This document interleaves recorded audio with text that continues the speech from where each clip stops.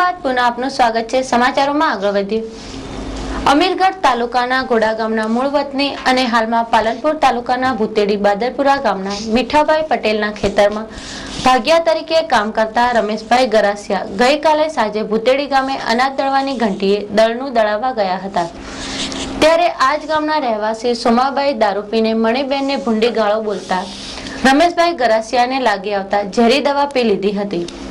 તેમની હાલત ગંભીર જણાતા ખેતરના માલિક મીઠાભાઈ પટેલને તેમને પાલનપુર સિવિલમાં સારવાર અર્થે ખસેડ્યા હતા।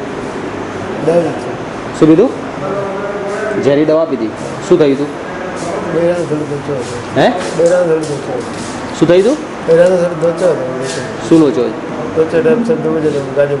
હે? કોણ ગાળો બોલતું હતું? કોણ ગાળો બોલતું હતું? શું નામ એનું?